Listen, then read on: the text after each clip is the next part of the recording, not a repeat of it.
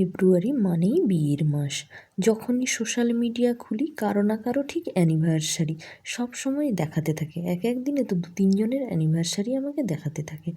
ওই জন্য আমি ভাবলাম এই তো বিয়ের মাস চলছে আর এত চারদিকে অ্যানিভার্সারির ফটো দেখে আমিও ভাবলাম একটা প্রজাপতি আমি এমব্রয়ডারি করে তোমাদেরকে দেখাই, কেননা বিয়ে মানেই তো আমাদের বাঙালিদের প্রজাপতি।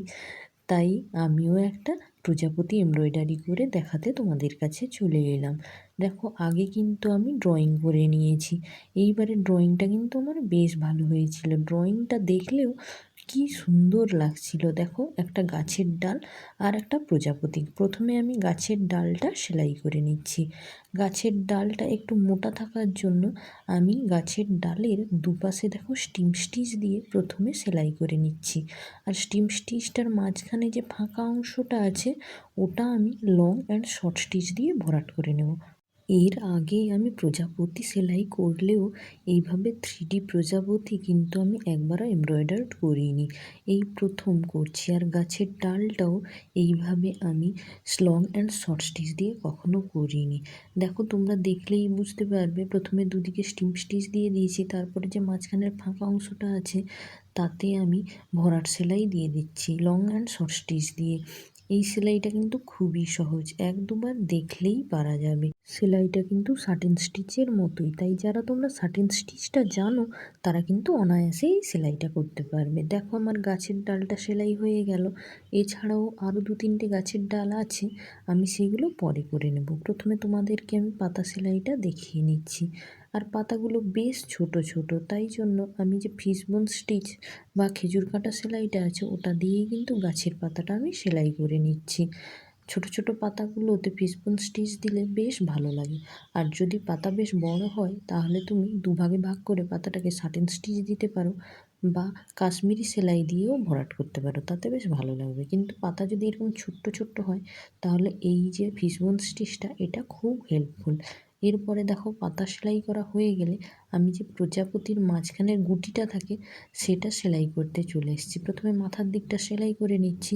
এই পুরো অংশটা কিন্তু আমি শাটিন স্টিচ দিয়ে সেলাই করছি। প্রথমে মাথার দিকের অংশটা সেলাই করে নিচ্ছি, তারপর নিচের দিকের শরীরের অংশটাও সেলাই করব। প্রত্যেকটাই আমি কিন্তু শাটিন স্টিচ দিয়ে সেলাই করে নিচ্ছি। এখানে আমি একটা নর্মাল জামাকাপড় সেলাইয়ের যে ব্ল্যাক কালারের সুতো, সেই সুতোটা ব্যবহার করেছি। এই মাঝখানে অনেকে কিন্তু খয়েরি কালার বা ব্রাউন কালার যেটা সেইটা ইউজ করে, কিন্তু আমি এখানে ব্ল্যাক কালারই ইউজ করলাম। কেন জানি না, আমার ব্ল্যাক কালারের সুতো দিয়ে করতে বেশ ভালো লাগছিল। তোমরা আমাকে কমেন্ট করে জানিও তোমাদের এই মাঝখানের যে প্রজাপতির যে গুটি অংশটা সেইটা তোমরা ব্ল্যাক কালারের সুতো দিয়ে করতে ভালো লাগছে না বা ব্রাউন কালার বা অন্য কোনো কালার দিলে ভালো লাগতো। তোমরা কমেন্ট করে আমাকে জানিও। কিন্তু দেখো, কথা বলতে বলতে আমার সেলাইটা প্রায় হয়ে গেল। এরপরে আমি দেখো প্রজাপতির পাখার একদম শেষের দিকে খানিকটা ফাঁকা অংশ ছেড়েছি, তারপরে কিছু ডিজাইন করেছি। ওই ফাঁকা অংশটায় আমি একই কালো কালারের সুতো দিয়ে আবার শাটিন স্টিচ দিয়ে সেলাই করে নিচ্ছি। কোনো প্রজাপতি যদি তুমি সামনাসামনি দেখো, মানে যেগুলো খুব রঙিন প্রজাপতি, দেখবে এরকম পাখার সাইডগুলো এক কালারের থাকে আর মাঝখানগুলোতে কিন্তু এই রকম ডিজাইন করে অন্য অন্য কালার থাকে। আমিও সেইভাবে করেছি। দেখো, সাইডটা আমি এরকম ব্ল্যাক সুতো দিয়ে শাটিন স্টিচ দিয়ে করে দিচ্ছি, আর মাঝখানটা কিন্তু আমি করার জন্য কমলা আর হলুদ কালার ব্যবহার করেছি। ওপরের পাপড়ি দুটোতে আমি কিন্তু কমলা কালার ব্যবহার করেছি, আর নিচের যে ছোটো পাপড়ি দুটো ওতে দেওয়ার জন্য আমি হলুদ কালার ব্যবহার করেছি। প্রথমে এই যে সাইডটা এটা ব্ল্যাক সুতো দিয়ে শাটিন স্টিচ দিয়ে সেলাই করে ফেলেছি। তারপরে দেখো, এই যে একটা আমি দেখতে পেয়েছো পাপড়ির একটা অংশ আমি আগে থেকেই সেলাই করে রেখেছিলাম। এখানে আমি লং অ্যান্ড শর্ট স্টিচ ব্যবহার করে দেখো যেরকম আলাদা আলাদা ঘর করে রেখেছি গোল গোল করে, ওরকম আলাদা আলাদাভাবে কিন্তু সেলাই করে নিচ্ছি। একবারে পুরোটা করলে কিন্তু পরে ওই দাগগুলোর চারপাশে যে আমি কালো সুতো দিয়ে বর্ডার করব ওটা কিন্তু করতে পারবো না। তাই এই জন্য যেরকম আলাদা আলাদাভাবে ভাগ করেছি ওরকম আলাদা আলাদাভাবেই আমি লং অ্যান্ড শর্ট স্টিচ ব্যবহার করে সেলাইটা করে নিচ্ছি।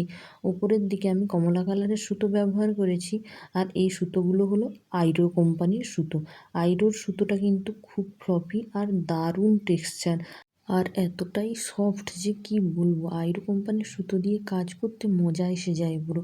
অ্যাঙ্কারও খুব ভালো, অ্যাঙ্কারের সুতো দিয়েও বেশ ভালো কাজ হয়, কিন্তু আমি এই কাজটা এই আইরো কোম্পানির সুতো দিয়ে করেছি।